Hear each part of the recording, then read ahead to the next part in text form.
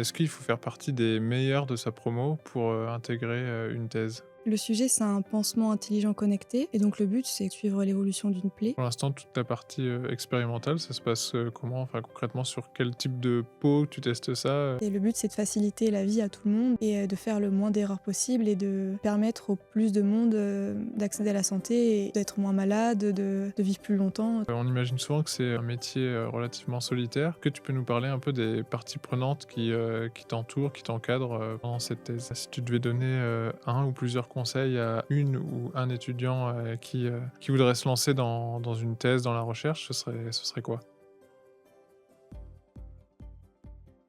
Bonjour à tous, bienvenue dans ce nouvel épisode des podcasts de l'ISEN Méditerranée. Aujourd'hui, nous recevons Gaëlle Monteil-Combabessou, qui est doctorante à l'ISEN et notamment liée au laboratoire IM2MP et au CINAM. Bonjour Gaëlle, on va commencer par explorer ton parcours et est-ce que tu peux déjà nous le présenter et nous dire un peu qu'est-ce qui t'a amené justement à faire une thèse au sein de notre laboratoire d'e-santé? Donc bonjour, donc d'abord j'ai commencé par une classe préparatoire scientifique. J'ai fait, physique-chimie et ensuite, j'ai intégré l'ISEN, en N3, donc la première année du cycle ingénieur, spécifiquement parce que je voulais, aller en option e-santé que l'ISEN proposait. Donc voilà, après j'ai choisi l'option e-santé en master et puis en master, j'ai commencé à discuter un petit peu avec, mes professeurs et j'ai, dit que l'idée de faire une thèse m'intéressait. Ça fait longtemps que ça me plaît, la recherche et cetera. Donc j'ai commencé à discuter avec eux pour savoir comment ça se passait, hem, qu'est-ce que c'est, comment on fait pour intégrer une thèse et cetera et au final, quand j'ai commencé mon stage de fin d'études, il y a mes professeurs qui m'ont recontactée en me disant qu'ils souhaitaient proposer un sujet, de thèse et qu'ils en avaient un et tout ça et donc il leur manquait un candidat. Donc ils m'ont proposé de candidater, pour une bourse, que j'ai fait et j'ai obtenu la thèse, voilà. C'est comme ça que j'ai commencé, cette thèse. OK, et tu sais, qu'est-ce qui t'a attiré au départ vers la e-santé? Quand tu étais en prépa, tu avais déjà en tête, l'idée de bosser dans ce domaine-là? C'était plutôt au lycée, en terminale, la question de faire: «Est-ce que je vais faire une prépa scientifique ou est-ce que je vais OK, plutôt vers le côté médecine?» OK, Parce que j'ai toujours eu ces 2 domaines qui m'intéressaient beaucoup et donc j'ai choisi prépa parce que ça m'ouvre plus d'écoles et que je me sentais mieux, de ce côté-là. OK, Mais pour retrouver ce côté, santé, la bonne option, c'était de mélanger les 2 en fait, de faire de la technologie et enfin, de la scientifique et partie médecine aussi, OK. et santé. Donc tu regrettes pas aujourd'hui de pas faire partie du «corps médical» entre guillemets, Non, pas mais du tout. de travailler indirectement ou directement même, pour eux? Non, non, je suis très contente et je pense que je suis mieux là où je suis actuellement OK, que côté médecine, OK, très bien. Et justement, à un moment donné, ça peut ne pas être le cas. Est-ce que tu as eu un déclic par rapport, quelque chose qui t'a amené à te dire: «Bah, c'est plutôt cette voie-là plutôt que l'autre», Alors au lycée, non. J'ai fait Ouais, par, choix pour, les orientations. C'est-à-dire que la médecine, c'est forcément après dans la médecine qu'on finit. La prépa, j'avais le choix et si vraiment je voulais retourner vers la médecine, j'aurais pu. OK, Donc au moins, c'était un choix large, j'étais sûre, ouais, que j'avais toutes les possibilités pour moi, selon ce que je souhaitais après, parce qu'on est quand même jeune, 18 ans pour OK, choisir, c'est un peu ouais, compliqué. c'est sûr. Donc là, au moins, j'avais toutes les possibilités possibles et après pour la thèse, ce qui m'a vraiment aiguillée, c'est, quand j'ai fait mon stage de fin d'études, je l'ai fait OK, dans un pôle R&D, donc recherche et développement OK, et c'est là où j'ai vraiment pu voir, ce que c'était la recherche, comment ça se passait en entreprise et aussi, c'est là où je me suis rendu compte que si je voulais accéder à la recherche, le plus simple, c'est de faire une thèse, en fait. OK. C'était au sein de quelle, J'étais entreprise, chez Biomérieux. Biomérieux, qui est une Ouais, entreprise, tu peux en c'est, parler un petit peu? une entreprise, alors ils font plein de choses. Ils font surtout des appareils qui permettent de détecter, tout ce qui est, les bactéries, en fait. OK, Donc tout ce qui est bactériologie, ils ont plein de pôles différents. Moi, j'étais dans le pôle informatique, OK, donc c'était plus, sur les logiciels, qui servent, aussi pas de la génétique, mais du séquençage, qui est OK, appareil de séquençage et cetera.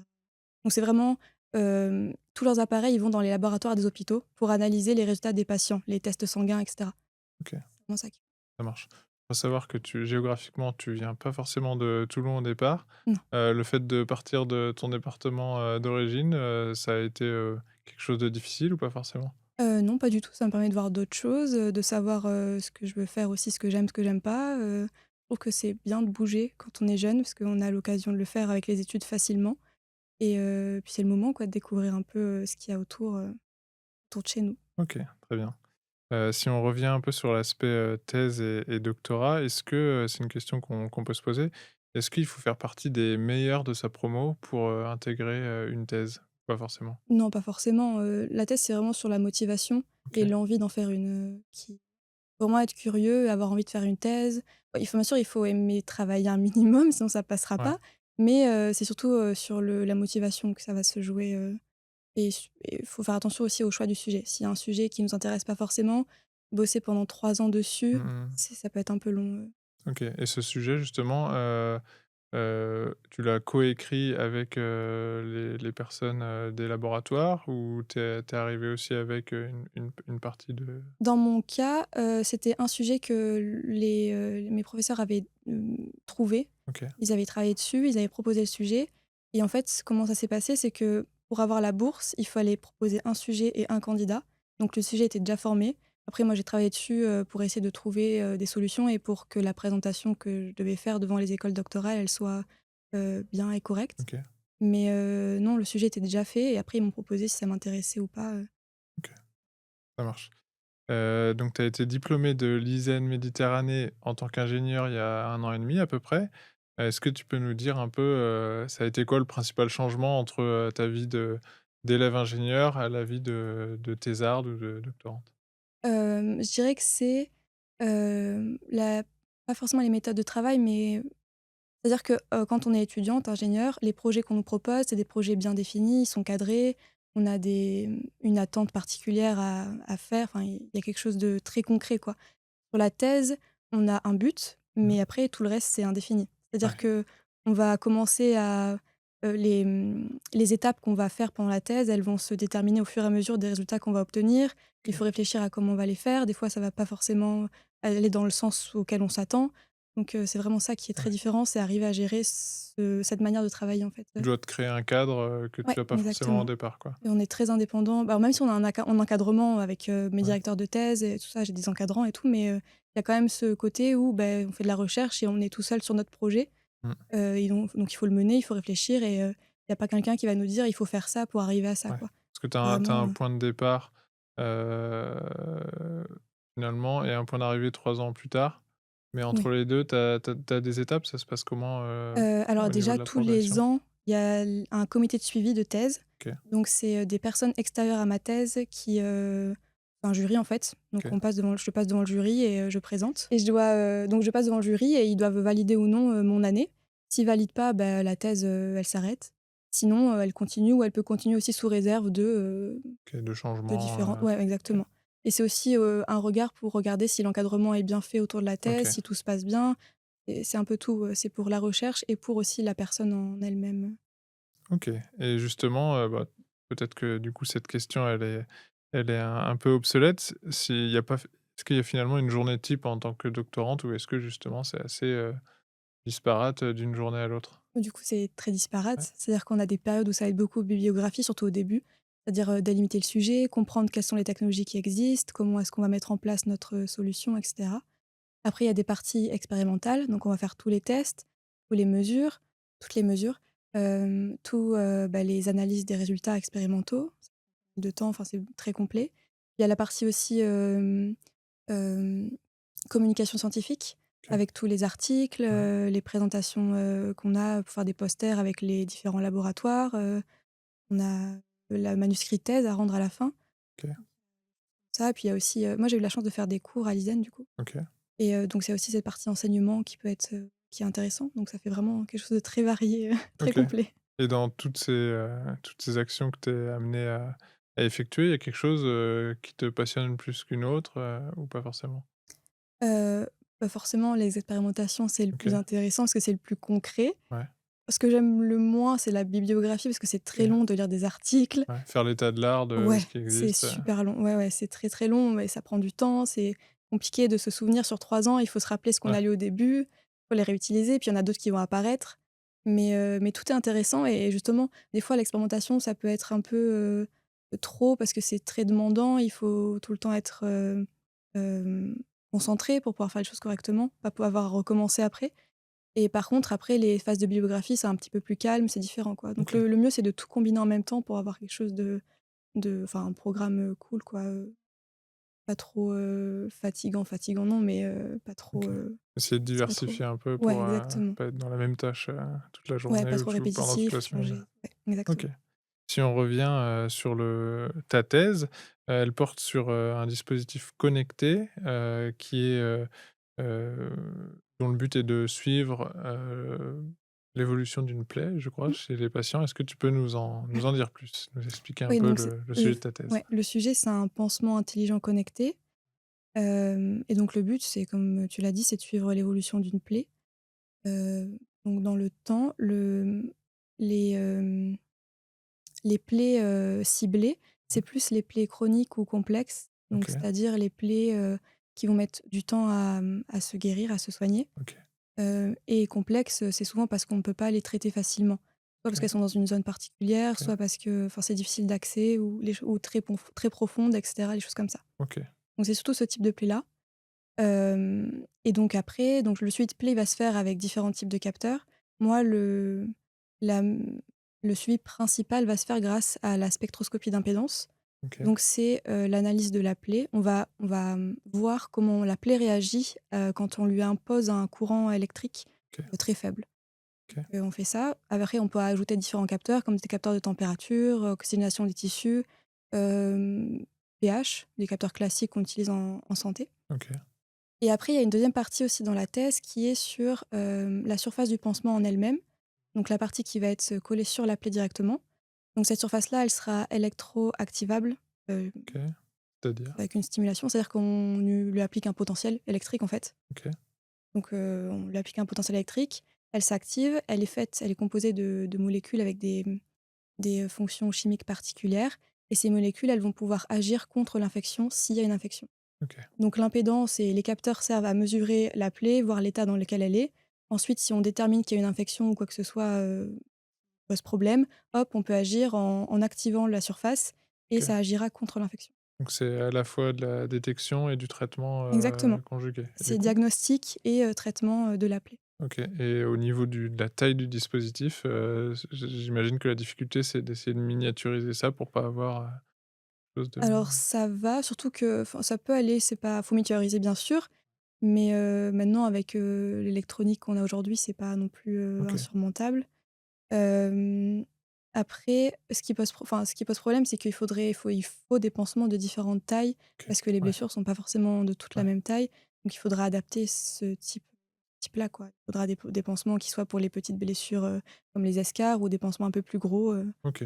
J'imagine que c'est hem, j'imagine que c'est des objets, des pansements qui, peuvent se prêter aussi à des environnements particuliers, on s'imagine les environnements tropicaux où les plaies ont du mal à cicatriser, des choses comme ça? Oui, ou même, Ou pour l'armée, par exemple, s'ils ouais, sont, sur zone de combat ou de terrain, enfin, hostile, ils peuvent pas forcément avoir, des transports ou des soins appropriés, bah, ils peuvent OK, mettre un pansement comme ça en attendant, je sais pas, ça peut être comme ça, des choses, OK. de ce style-là, Et là, au niveau expérimentation, tu es où à peu près, à mi-chemin de ta thèse?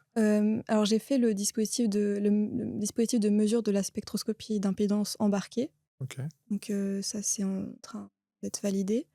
Hem, Après la partie, surface fonctionnalisée, il y a déjà une preuve de concept qui a été fait au CINAM avant que j'arrive en thèse. Donc cette partie-là, elle sera un peu moins, elle est déjà OK, mise en place, j'aurais juste à l'intégrer dans mon pansement. ça marche. Et après, là, ce qui va me rester à faire, c'est surtout, rajouter les différents types de capteurs OK, et caractériser une plaie pour voir vraiment comment réagit la plaie, dans les différents cas. OK. Tu nous as parlé plusieurs fois de l'impédance. Est-ce que tu peux nous en dire un peu plus pour les personnes qui, sont pas forcément, qui sont peut-être novices dans ce domaine-là? Donc l'impédance, c'est la résistance, en fait. On va mesurer la OK, résistance de la peau, donc justement en appliquant un courant électrique. Et c'est aussi ce qu'ils utilisent dans les balances, en fait. Vous savez, les balances qui donnent, le taux de graisse mmh, corporelle, l'hydratation et cetera, bah, c'est fait avec de l'impédance. C'est-à-dire que vous mettez vos 2 pieds nus sur, des plaques en métal, ça envoie un léger, courant électrique et ça mesure l'impédance. Bah, c'est le même principe mais pour la plaie, en fait. OK, c'est le temps ou la façon de traverser, que qu'a le courant de C'est la traverser? réponse OK, électrique. C'est vraiment, la réponse électrique qui traverse les tissus, elle va avoir une réponse différente, selon la fréquence, en fait. moi, dans mon cas et donc je regarde ça et j'évalue, ça permet de voir, d'aller plus en profondeur selon plus ou moins la fréquence que je mets.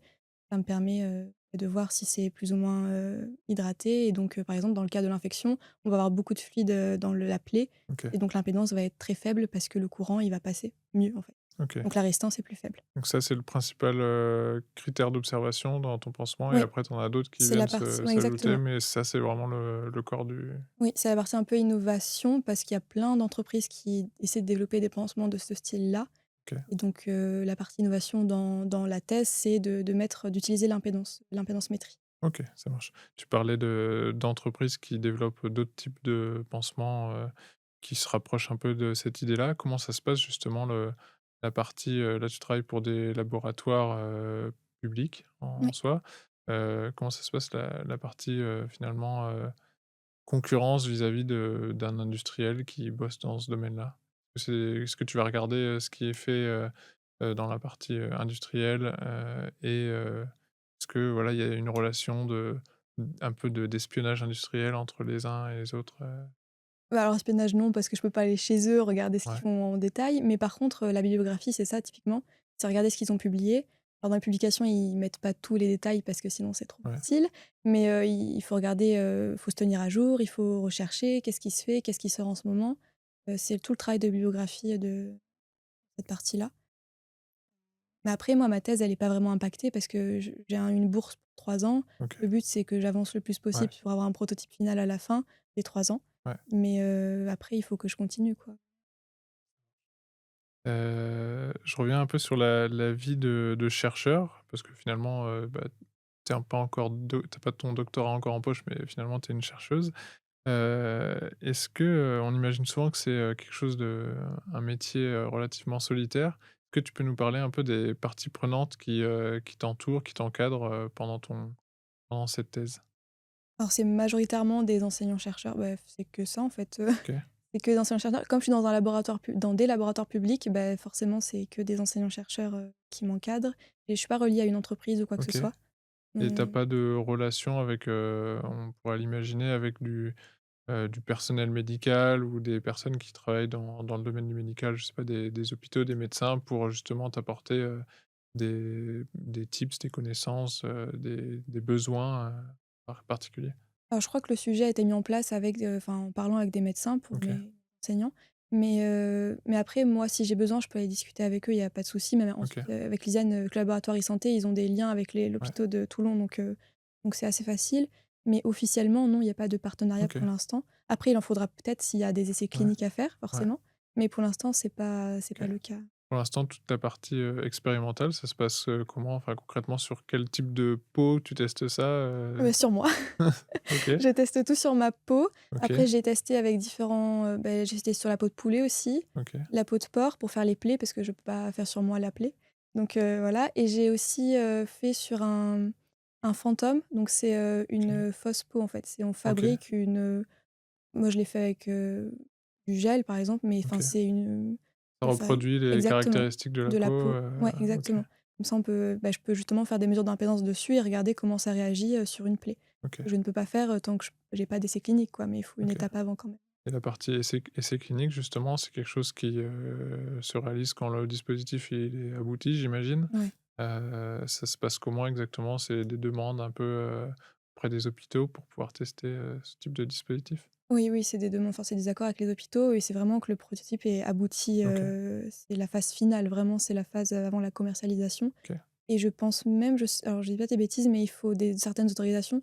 Sur la santé, c'est ouais, très compliqué. j'imagine. Donc je sais pas il y a certaines autorisations avant l'essai clinique ou après, avant la commercialisation, mais en tout cas, il y a plein de certifications à OK, avoir pour être sûr, le prototype est fonctionnel ouais, et qu'il va pas OK, faire pire que ce qu'il est censé faire. OK, et donc ça peut intervenir,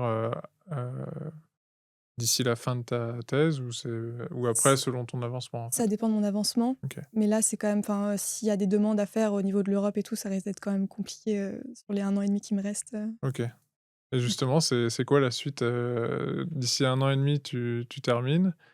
C'est quoi l'étape d'après, selon ton avancement et selon tes objectifs, toi, professionnels et personnels? Bon, déjà, j'aimerais avoir ma thèse, il faut OK, que je la valide, que je la finisse Et après, je voudrais continuer dans la recherche forcément, de préférence dans la e-santé. OK, Mais après, je pense que ça va vraiment dépendre des opportunités que j'ai à ce moment-là, OK, et des projets qui sont proposés, je sais vraiment pas du tout, OK. là-dessus, Pour l'instant, tu je es, sais pas. à fond sur Ouais, ta thèse, exactement. après tu pas de préférence sur, la partie, recherche dans le privé, versus, dans le Pareil, public? je n'ai pas d'idée. Je pense que ça va dépendre des projets surtout, en fait, et des entreprises qu'il y a, j'ai pas OK, d'idée. Pour l'instant, je sais pas du tout. ça marche. Est-ce que tu peux nous raconter ou nous faire part des difficultés ou des défis, auxquels tu peux faire face, aujourd'hui dans ton parcours?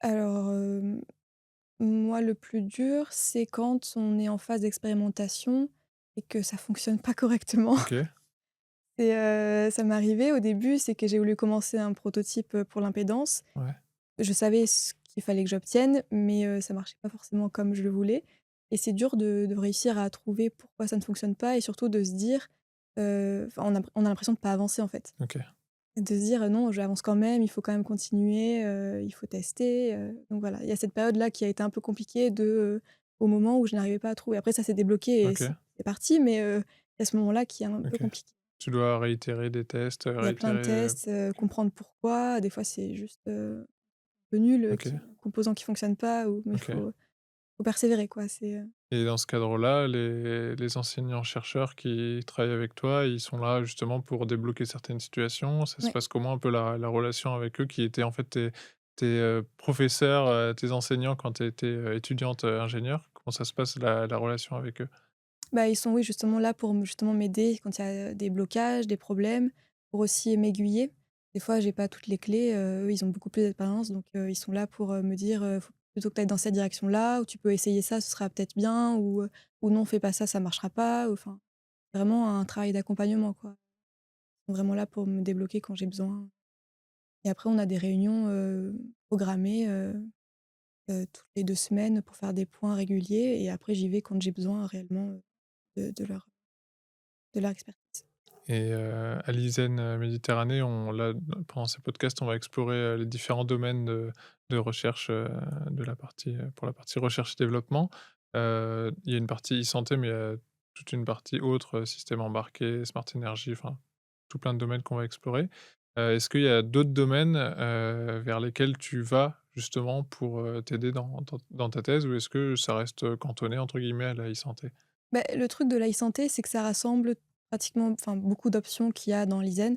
Ça rassemble le système embarqué, Ouais, j'ai un prototype embarqué ouais, d'électronique. Ça rassemble l'informatique, parce qu'il y a de l'informatique à ajouter, du code embarqué, de l'analyse des données, enfin même du traitement du signal. OK, Ça rassemble le côté bio avec le côté santé. Donc il y a vraiment plein de parties, globalement, c'est les options, système embarqué quoi, qui OK, va être reliée qui va être la plus proche OK. de ce que je fais en e-santé. Ça marche. Je pose toujours cette question autour de l'intelligence artificielle parce que c'est un terme très à la mode, grâce ou à cause, de la montée en puissance des IA conversationnelles. Aujourd'hui, l'intelligence artificielle, pardon, ça prend quelle part dans ta thèse, dans ta recherche, dans tes expérimentations et dans ton dispositif? Est-ce que j'en utilise, pour, la recherche ou est-ce que j'en utilise dans le Bah, prototype? les 2. Donc déjà pour la recherche, oui, ça m'a réutilisé clairement pour reformuler des phrases, Ouais, c'est ultra pratique. ouais, Et ça fait gagner du temps. Même pour la traduction anglais-français quand il y ouais. a besoin, c'est assez pratique. OK, Après pour le prototype, pour l'instant, je ne pense pas en intégrer parce que j'en ai pas la nécessité. OK, On peut pas en mettre, là où il y en a pas besoin, ça ne OK, sert pas. Mais je sais par contre qu'en e-santé, oui, c'est beaucoup ouais. utilisé en général. Donc OK, mais dans quand il y a ton besoin, cas, ouais. dans le Dans cas mon de ton cas actuellement, non, dispositif, il y ouais. en a pas besoin. Quand OK, j'aurais juste besoin d'analyse, mais sans IA, ce ouais, sera suffisant. OK. C'est, De l comparaison, il y a ton pas besoin. analyse de données, elle peut se faire, sans avoir besoin de méthodes de calcul très Ouais, poussées, non, non, non, non, c'est pas OK, ça marche. Si on va d'un point de vue, plus global, donc tu t'es orienté vers, le domaine de la santé et il y a eu à un moment donné une hésitation entre médecine, et plutôt la partie, technique ingénieur. Est-ce que tu aimerais que tes travaux changent quelque chose dans la société? Parce que finalement souvent les personnes qui se tournent vers ces domaines-là, il y a quand même une envie d'aider, finalement autour de soi, d'aider, les personnes à aller mieux, tout bêtement. Est-ce qu'il y a des points sur lesquels, toi, vraiment, tu te dis: «J'aimerais que d'ici, je sais pas, 10, 15 ans, j'ai travaillé dans ce domaine pour améliorer, quelque chose dans la société»? Bah, forcément oui, j'aimerais beaucoup Ouais, que ça change quelque chose. Bah, rien que le pansement, s'il pouvait être mis au point et utile à la fin, ce serait trop bien, quoi. Vraiment, je serais trop contente. Surtout qu'il y a beaucoup, beaucoup de choses à faire dans la santé. Il y OK, a tellement de possibilités entre, justement le mélange, informatique électronique et biologie et médecine. Il y a beaucoup de choses à créer, et d'améliorations à faire et donc oui, forcément, j'aimerais qu'à la fin, ce soit utile, pour plein de gens, quoi. OK. Il y a pas Un un axe? un axe particulier qui t'attire plus qu'un autre? Hem, Bah, non, parce que axe, dans quel sens? Enfin, je sais pas, la médecine en général, OK. Il y a pas, je sais pas, sur, l'oncologie, par exemple, tout ce qui est, médecine, plutôt santé mentale et tout un tas de Non, moi je OK, préfère travailler sur le projet en lui-même, ce qu'il y a à faire et ce qui OK, m'intéresse dessus, ce qu'il y a à faire, OK, plutôt qu'après, des trucs spécifiques. Ce que je trouve passionnant, c'est les implants, intracrâniens et OK, cetera. ça Tout ce marche. qui est implant, ça je trouve ça assez, OK. assez fascinant et assez poussé Ouais, comme, souvent on en entend santé. parler, on a l'impression que c'est très futuriste et à la fois il y a déjà des tests qui se font, bah, alors pas forcément en Union européenne parce que je Ouais, pense que c'est, les normes sont très très compliquées à très avoir, ouais. cadré, mais aux États-Unis, je crois qu'il y a déjà eu des tests. Oui, oui, c'est possible, mais ça fait des années déjà qu'ils cherchent, mais déjà pour, les implants, auditifs, ça Ouais, existe déjà des ouais, implants, qu'on tout à met fait, ouais, directement, même en France, ouais. donc rien que ça, je trouve ça OK. assez Ça, c'est un impressionnant. domaine Ouais, ouais, qui c'est pourrait assez t'intéresser? fascinant, mais après, je suis intéressée par tout en OK, fait, assez largement. ça Même les marche. diagnostics, qu'il y a, pour les cancers justement, les Ouais, progrès qui ont été faits aux dernières années là, c'est vraiment, OK. assez fabuleux. Donc de manière générale, on a compris avec les différentes personnes qu'on a reçues ici, la curiosité, elle est assez, Oui. généralisée, elle est pas juste sur un domaine, Non, c'est très vrai pointu, que, j'ai ouais, l'impression. à la recherche, souvent, faut être assez curieux, Ou c même si on veut innover et trouver des solutions, nouvelles, bah, il faut, s'élargir et regarder un peu partout. OK. Justement, si tu devais donner, 1 ou plusieurs conseils à une ou un étudiant, qui voudrait se lancer dans une thèse, dans la recherche, ce serait quoi? Bah, tenter. OK, Si, il y a la motivation et la curiosité derrière, faut essayer. Faut pas avoir peur, en se disant: «Non, c'est horrible» ou je sais quelle raison, faut essayer et surtout, faut bien choisir le sujet parce OK. que faut être prêt à passer 3 ans à travailler sur un même sujet, Mmh mh. à être, à de avoir un peu de pression parce qu'il faut avoir quand même des résultats, faut que ça avance, donc il faut être prêt à avoir ça, à vivre ça. Mais après, il suffit d'être curieux et motivé et je pense que tout le monde peut essayer, hein, c'est pas OK, ça marche. Et plus spécifiquement, je reviens sur, peut-être encore un petit peu plus tôt sur la partie, ingénieur. C'est une problématique qu'on rencontre, c'est la mixité finalement de cette formation. C'est 24 à peu près de femmes ingénieures aujourd'hui, en France. Est-ce qu'il y a quelque chose, toi, que tu aurais détecté qui pourrait un peu, débloquer, certaines femmes, certaines jeunes filles qui se posent la question pendant leur orientation? Qu'est-ce qui, toi, t'a amené à être ingénieur qui, pourrait être, un domaine souvent, masculin malheureusement? Qu'est-ce qui pourrait débloquer cette situation et faire augmenter ce chiffre, au niveau de la mixité? bah, déjà, je pense qu'il y a de plus en plus de modèles féminins, qui bien, donc du coup, ça montre l'exemple, on peut se projeter un peu plus. Après, moi, j'ai jamais considéré que ça pouvait m'empêcher de faire quoi que ce OK, soit, donc je me suis jamais posé la question honnêtement, OK. juste j'ai voulu faire ce que j'ai envie de faire, donc voilà. Mais je pense que ce qui peut encourager le plus, c'est, des modèles et discuter avec ces personnes-là, en fait, avoir un contact avec des gens qui sont déjà dans le milieu. Toi, tu as des personnalités féminines justement qui t'ont inspiré ou pas Non, pas forcément? forcément. Non, vraiment, moi, OK. j'ai voulu juste faire Ouais, ce que je ouais. voulais, Tu pas eu peu besoin de importe, non, pour le coup, on m'a jamais même empêché de faire quoi que ce soit, donc OK, non, c'est pas OK, super. Aujourd'hui, si tu devais résumer, ta mission, en tant que doctorante, ce serait quoi en quelques mots, en une phrase? ce serait de mettre, la technologie au service de la santé. OK, Dans mon cas, donc informatique, électronique plus précisément. mais c'est d'arriver justement à prendre ces technologies-là pour la santé. Est-ce qu'il y a une découverte scientifique, récente ou non, qui t'a marqué particulièrement? Bah, après c'est en général, c'est, bah, justement, l'IA qui est utilisée dans la santé pour les diagnostics, ça OK, l'aide aux décisions, pour les, personnels de santé. C'est assez fou, comment c'est poussé maintenant. Il y a aussi la réalité virtuelle qui s'impose OK, pour les opérations, aider les médecins, à faire des gestes contrôlés. OK, Ça aussi, ça développe pas mal, il y a plein d'entreprises qui font des OK. progrès là-dessus. Ah, notamment, on voit de plus en plus d'opérations qui sont réalisées à distance finalement, où il y a Ouais, un chirurgien qui coordonne un peu avec les le robots et tout, dispositif, mais ouais. finalement, l'acte est un peu déshumanisé. C'est pas quelque chose qui t'inquiète, justement par Non, au rapport à contraire, ça permet de réduire OK, les erreurs, OK, c'est ce vers quoi je veux travailler et ce que je veux OK, enfin, que je trouve que c'est intéressant d'aller vers ça OK, et le but, c'est de faciliter la vie à tout le monde et de faire le moins d'erreurs possible et de permettre au plus de monde, d'accéder à la santé et d'être moins malade, de vivre plus longtemps, toutes les choses, comme ça. OK. Tu pas une crainte d'avoir, justement, on a parfois il y a parfois des rejets qui se créent, entre la population et certaines avancées technologiques, du fait de, bah, tiens, c'est un robot qui va, opérer, pour, mon appendicite, tu pas de crainte par rapport à cette opposition qui peut se créer entre technologie et juste le fait d'être soigné? Je crois que c'est l'un des plus gros problèmes de la recherche, c'est Ouais, justement de faire accepter, au grand public, si je peux dire ça, ouais, les nouvelles technologies.